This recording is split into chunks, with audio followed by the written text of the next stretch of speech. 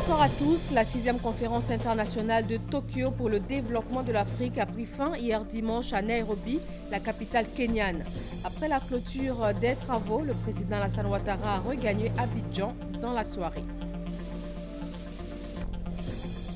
Les premières dames africaines et japonaises ont visité sur place au Kenya une unité semi-industrielle de poterie et de produits artisanaux et aussi le parc animalier de Nairobi.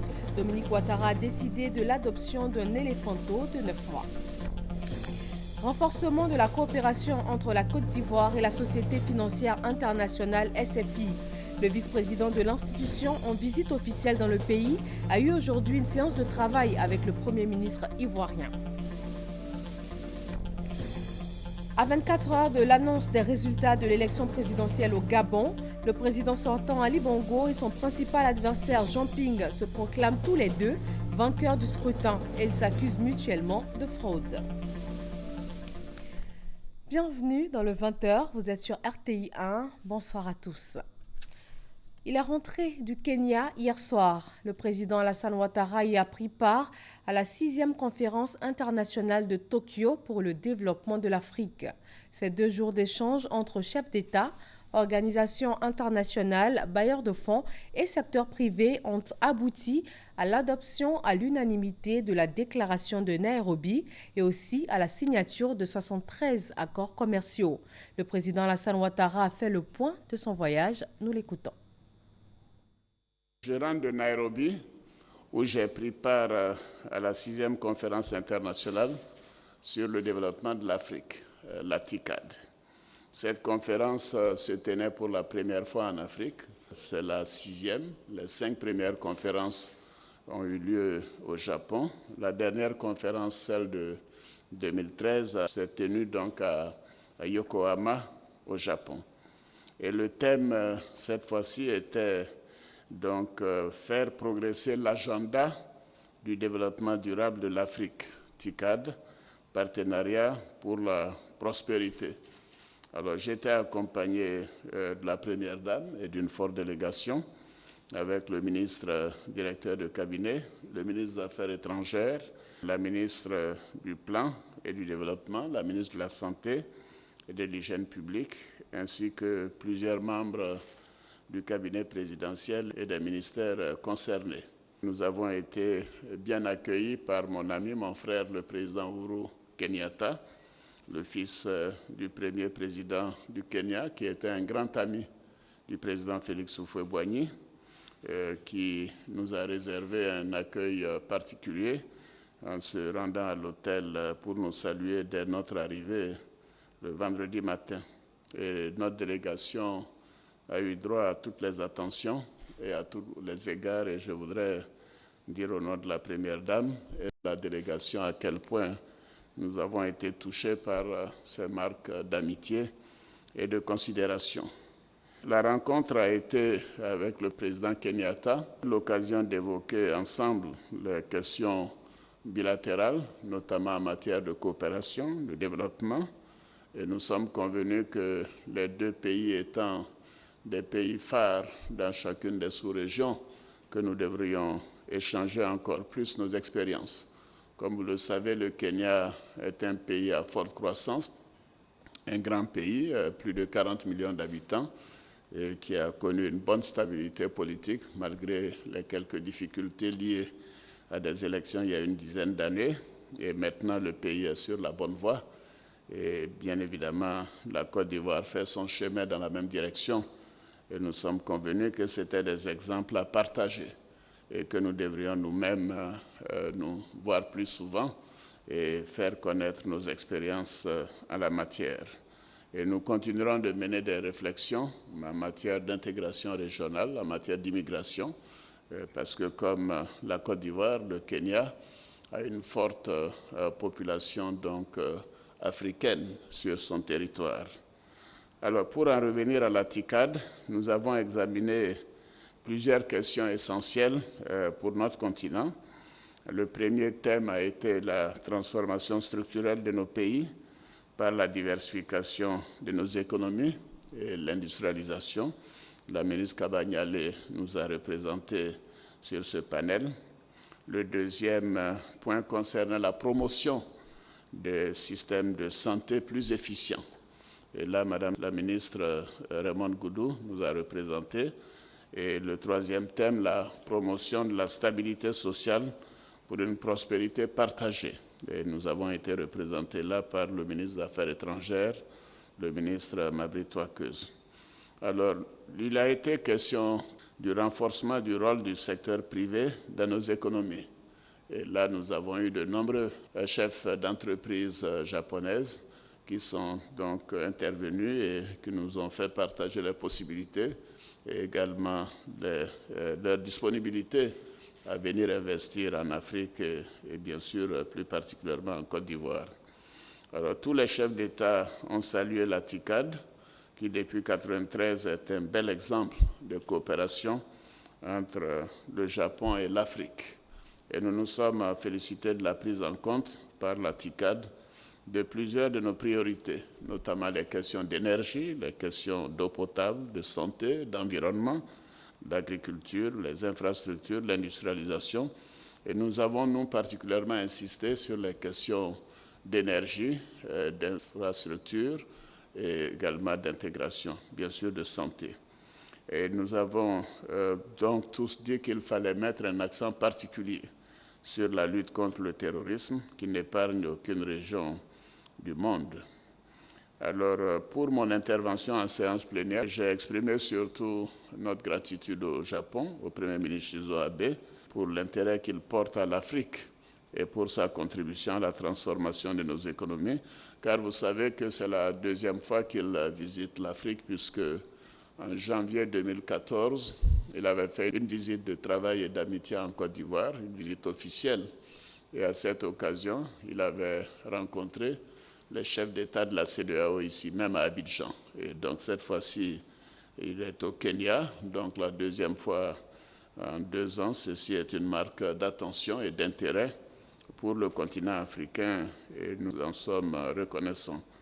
Alors j'ai insisté dans ma présentation sur la nécessité, bien sûr, de prévoir le financement de nos économies, mais également de nous apporter un appui technique et un appui en formation, car le Japon est bien connu pour la qualité de sa formation et des outils de technologie.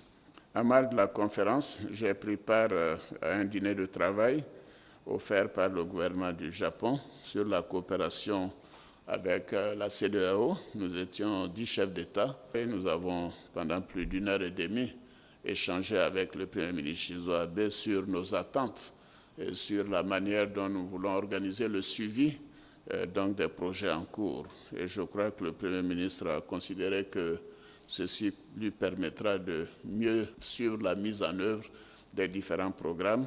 À cette occasion, nous avons tous insisté sur la nécessité pour le Japon de nous aider à aller plus loin dans le financement de l'autoroute Lagos-Abidjan, qui doit passer par Cotonou, Lomé, Accra, Abidjan et même continuer jusqu'à Dakar.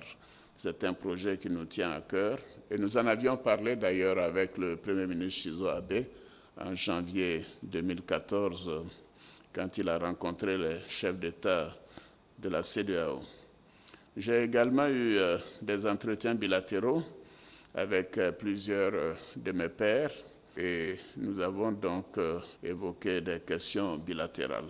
Alors, au nombre des chefs d'entreprise japonaises présents aux côtés du Premier ministre japonais, nous avons indiqué d'abord les bonnes politiques économiques qui sont menées en Côte d'Ivoire, les bonnes performances, pour dire que la Côte d'Ivoire est un pays sûr, un pays à bonne économie et à bonne opportunité, et encourager les entreprises japonaises à venir encore plus nombreuses pour investir ici, non seulement donc en matière d'infrastructures, d'eau potable ou de nouvelles technologies, mais également, donc je dirais, en matière de formation de nos cadres. Et les entreprises se sont montrées très intéressées par ces propositions, y compris dans le secteur de la santé, la question de la transformation des produits agricoles et de l'eau potable, ainsi que de la sécurité. D'ailleurs, une importante mission de chef d'entreprise japonaise est attendue à Abidjan très prochainement. En marge de la TICAD, j'ai eu des rencontres fructueuses avec plusieurs personnalités, dont le président de la Banque mondiale, le président Jim Kim, l'administrateur du Programme des Nations Unies pour le développement, le PNUD, le président de l'Agence japonaise de coopération internationale, la JICA, et le président de l'Organisation japonaise du commerce extérieur, la JETRO. Et d'ailleurs, avec la JETRO et le CPC, nous avons procédé à la signature d'un MOU pour faciliter l'appui de JETRO au CPC. Ceci permettra de renforcer davantage les échanges commerciaux en Côte d'Ivoire, entre la Côte d'Ivoire et le Japon, et aussi de faire en sorte que nous ayons des investissements privés ivoiriens et japonais en Côte d'Ivoire comme au Japon. Alors les premiers responsables de toutes ces institutions importantes ont félicité les progrès réalisés par la Côte d'Ivoire et exprimé leur grande confiance en notre pays. Je crois que c'est important parce que, évidemment, nos relations traditionnelles sont avec l'Europe et aussi avec l'Amérique. C'est bon de voir maintenant que des grands pays d'Asie comme le Japon ont confiance en la Côte d'Ivoire. Les uns et les autres se sont engagés à accroître de façon significative leur intervention dans notre pays et donc plusieurs d'ailleurs entreprises ont décidé de faire de la Côte d'Ivoire la plateforme, le hub de leur intervention, de leurs opérations dans notre sous-région, ce qui montre à nouveau la place et le rôle de notre pays sur le continent africain. Alors, au cours de mon séjour, j'ai rencontré aussi le bureau de l'association des Ivoiriens résidant au Kenya. Ils ne sont pas nombreux, une centaine, mais c'était une rencontre très conviviale et chaleureuse. Et j'ai vu dans nos entretiens qu'ils suivent de très près l'actualité dans notre pays, puisque la question a surtout porté sur la réforme constitutionnelle. J'en étais bien sûr très heureux. Alors, je leur ai annoncé l'ouverture prochaine d'une ambassade de notre pays au Kenya et nous allons, j'espère, dans les prochains mois, pouvoir nommer un ambassadeur au Kenya comme l'a souhaité le président Uhuru Kenyatta. À l'occasion de l'ouverture de cette ambassade, un échange plus élargi pourra avoir lieu entre le ministre de l'Intégration africaine et les Ivoiriens, car ils ont souhaité avoir un échange plus approfondi. Enfin, à l'occasion de la TICAD, nous avons procédé en compagnie de plusieurs chefs d'État et l'administrateur du PNUD, Mme Hélène Clark, au lancement du rapport régional Afrique du PNUD sur le développement humain. C'était avant la séance de clôture et nous avons donc vu comment le genre fait des progrès importants sur le continent africain, mais pour noter que ces progrès sont insuffisants et qu'il fallait aller plus vite si nous voulons que l'Afrique se développe plus rapidement et que le développement humain pour les femmes soit véritablement une réalité.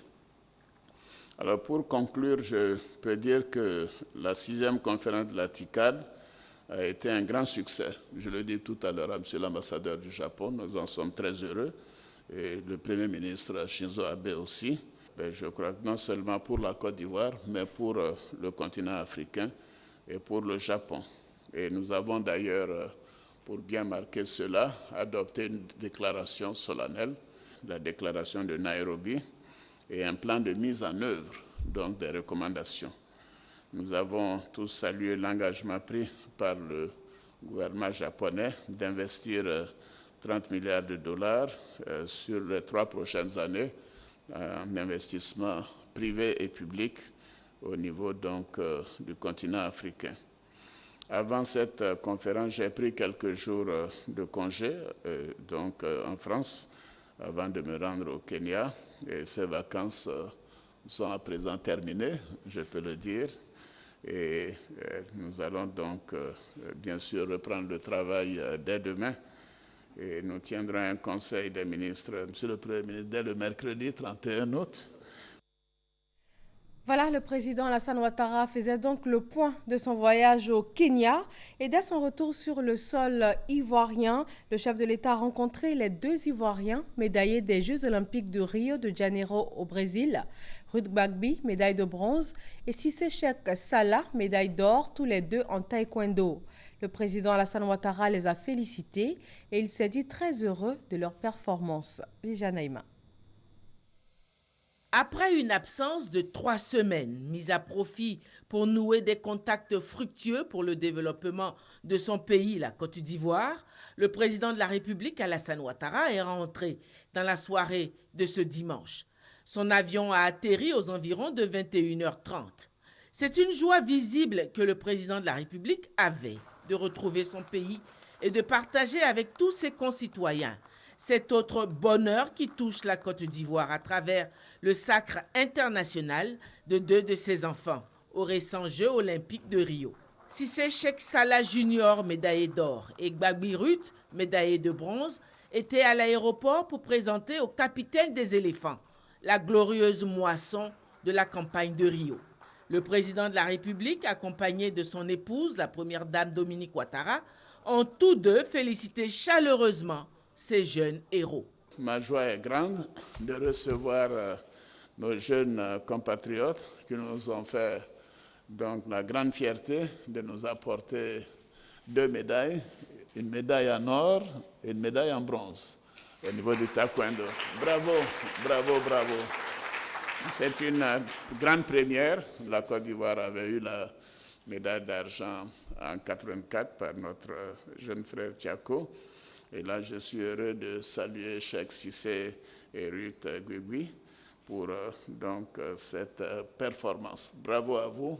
Nous sommes très, très, très, très, très fiers de vous. Entendre l'hymne national de notre pays vibrer dans le ciel de Rio était vraiment un moment de très grande émotion. Et grâce à vous, nous l'avons vécu.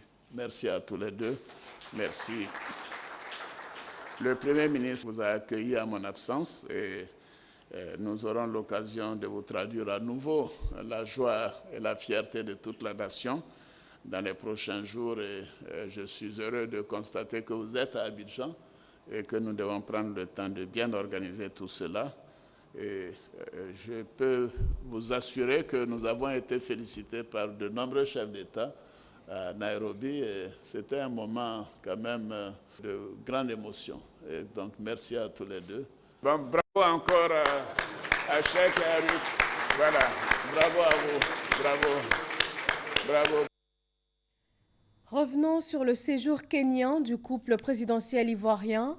En marge de la conférence, les premières dames africaines, dont Dominique Ouattara de la Côte d'Ivoire et la première dame du Japon, ont visité le parc animalier de Nairobi. Elles se sont également rendues à l'unité semi-industrielle Karouzi. Elle est spécialisée en poterie et en produits artisanaux. Abiba Dambélé. Au parc David Sheldrick, des éléphants, des rhinocéros, des autruches, comme on en rencontre rarement encore sur le continent africain. Les épouses des chefs d'État ont, dans un geste maternel, participé à l'alimentation des éléphantos. Au coup de sifflet de leur maître, les éléphantos sont apparus en file indienne prendre leur biberon. Des moments de complicité que ces grandes dames n'oublieront pas de sitôt. La première dame de Côte d'Ivoire, Dominique Ouattara, a accepté d'adopter un petit éléphant de 9 mois du nom de Joto. Une autruche n'a pas manqué d'attirer l'attention des First Lady. Un rhinocéros dans un enclos retiré a reçu la visite des grandes dames d'Afrique. Après ce parc animalier, les premières dames ont terminé la visite guidée conduite par leur homologue du Kenya, Mme Margaret Kenyatta, dans une unité semi-industrielle de poterie et autres produits de l'artisanat kényan, dénommée Kazuri. Les First Lady d'Afrique et du Japon ont pu apprécier le savoir-faire de ces femmes et de ces hommes, du travail minutieux et une finition qui donne des couleurs aux produits colliers, boucles d'oreilles, paniers et autres produits décoratifs, avec la signature de la singularité kenyane. Une belle visite qui a marqué la fin du séjour kényan de Dominique Ouattara, première dame de Côte d'Ivoire. La Côte d'Ivoire et la Société financière internationale SFI renforcent leur coopération. Le vice-président de l'institution, membre du groupe de la Banque mondiale, est en ce moment en visite officielle dans le pays. Il a eu aujourd'hui une séance de travail avec le Premier ministre ivoirien. Des financements pour d'importants projets de développement sont en vue. Gabriel Zani et Sidonie Davila. Accueilli à l'aéroport Félix Houphouët-Boigny par le Premier ministre Daniel Kablan-Duncan, Philippe Le Houerou, le vice-président exécutif de la SFI, la Société financière internationale, a donné le sens de sa mission de travail qu'il effectue à Abidjan depuis ce lundi. Au centre des rencontres institutionnelles qu'il aura avec les autorités, la revue de plusieurs projets et l'amélioration du climat des affaires. Lors du groupe consultatif sur la Côte d'Ivoire, où on a promis pour la période 2016-2020 de mettre à peu près 1,7 milliard de dollars d'investissement. Et donc, à cette occasion, avec le Premier ministre, on a eu la gentillesse et l'amabilité de m'inviter pour voir en Côte d'Ivoire qu'est-ce qu'on a fait ensemble. Et surtout, plus important, qu'est-ce qu'on va faire dans les prochaines années pour pouvoir stimuler encore plus les investisseurs, l'investissement privé en Côte d'Ivoire.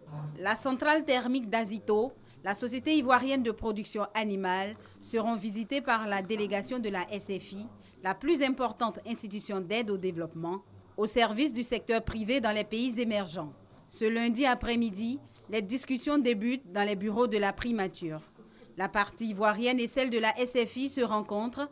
Les débats portent bien entendu sur l'appui au secteur privé. C'est la première visite de Philippe Le Houerou à Abidjan, une visite de 3 jours qui témoigne de la confiance de l'institution financière aux réformes engagées par le gouvernement ivoirien. Nous sommes à très exactement 2 semaines de la rentrée scolaire 2016-2017. Le ministère de l'Éducation nationale met fin à toute polémique. La date du 12 septembre est maintenue et sera décalée d'1 jour en cas de coïncidence avec la fête de la Tabaski. Les acteurs du système éducatif ivoirien sont donc invités à respecter cette date de rentrée scolaire. Les parents se rendent peu à peu dans les librairies et autres commerces pour préparer cette rentrée. Mais il y a un commerce qui est interdit en Côte d'Ivoire, c'est le commerce ambulant. Dans la pratique, le constat est tout autre. Les commerçants prennent quotidiennement d'assaut la plupart des grandes artères de la ville d'Abidjan, perturbent la circulation et mettent même en danger leur vie. Mais ils ne voient pas forcément le danger. Il s'agit pour eux de leur unique moyen de subsistance. Davy Soyo et Franck Quadio. Les rues de la commune du Plateau n'ont plus aucun secret pour Xavier. 18 ans, cet élève, nouveau bachelier, exerce chaque grande vacances l'activité de vendeur ambulant et ce depuis l'âge de 13 ans. Chaque vacances, je suis ici pour vendre mes classeurs, pour pouvoir aider mes parents. Les porte-documents, l'essentiel de la marchandise de Xavier. Ils sont plusieurs à exercer cette activité. La clientèle dit apprécier la disponibilité des diverses marchandises. Certains font un commerce réel, ils achètent en gros, ils viennent, ils revendent. Quand vous promenez, l'article vous plaît, vous la prenez. Des articles divers et variés. Des ceintures, des téléphones portables, des mouchoirs papier, entre autres vendus sur la chaussée. Au feu tricolore, de quoi perturber, selon certains, le trafic routier. Une fois le feu est vert, bon, tu es là, tu es concentré sur lui. Bon, il y a des voitures qui klaxonnent derrière toi, qui peuvent paniquer et puis cogner les voitures qui sont devant toi. C'est un risque qu'ils prennent parce que parmi lui, je ferai imprudent. Si vous le voyez, il y a des chauffeurs imprudents. Donc nous demandons à l'État de Côte d'Ivoire de faire un effort de les évacuer parce que ce n'est pas prudent. Des griefs auxquels s'ajoutent des accusations de vol. Mon petit frère, en tout cas, ça lui, ça l'est arrivé une fois. Il était au volant et puis il avait son portable à côté. Il y a un qui était là, en même temps l'autre a pris le portable et est parti. Pour nombreux, ce sont certains éléments de matériel qui a été soit volés et puis qui sont vendus rapidement sur le marché noir. Il y a tout ça, il y a trop de risques en fait. Et puis quand il n'est pas bon, c'est-à-dire quand ça ne répond pas à nos attentes, on a perdu et puis on ne peut plus les retrouver. Vous savez que dans toute profession qu'on exerce, il y a des brebis galeuses. Il y a certaines personnes qui abusent et puis profitent surtout des heures où les syndicats sont partis pour voler les gens. Mais ce n'est pas une pratique courante, c'est un fait très rare. Parce que ça fait peut-être un moment que vous êtes là, mais vous n'avez pas entendu voleur, voleur, voleur, voleur. Qu'à cela ne tienne, Pour l'autorité, il faut mettre de l'ordre. Dans le jargon du ministère du Commerce, ce type d'activité est appelé commerce sauvage ou paracommercialisme. Sa pratique est interdite. Le 20 septembre 2013 est intervenue une ordonnance et qui par la suite a été ratifiée par la loi 2013-877 du 23 décembre 2013. Effectivement, dans cette ordonnance, il est posé un principe, c'est-à-dire le principe de l'interdiction de la vente sauvage ou paracommercialisme. Ce terme aussi concerne aussi bien la vente ambulante. Voilà, donc, c'est dire que cette disposition est prévue dans l'ordonnance et en même temps, l'ordonnance aussi pose le principe de l'interdiction de cette forme de vente. Des décisions déjà traduites en actes, certaines grandes voies comme ce carrefour à Atekoubé débarrassées des vendeurs ambulants. Des vendeurs ambulants qui espèrent une relocalisation formelle afin d'exercer légalement l'activité de commerce. Dans l'actualité internationale, le Gabon est à 24 heures de l'annonce des résultats de l'élection présidentielle. Le président sortant Ali Bongo et son principal adversaire Jean Ping se proclament tous les deux vainqueurs du scrutin. Des observateurs internationaux ont supervisé cette élection. La mission de l'Union européenne a fait le point. Elle a jugé que le processus a manqué de transparence et s'est déroulé dans un climat tendu. Notre envoyé spécial sur place, Thomas Guessambi.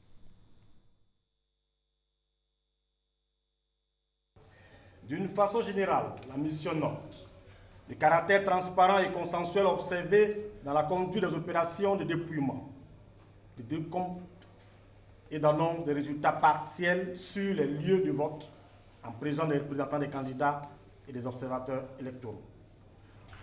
D'une façon générale, la mission note le caractère transparent et consensuel observé dans la conduite des opérations de dépouillement, de décompte, d'annonce des résultats partiels sur les lieux de vote en présence des observateurs électoraux.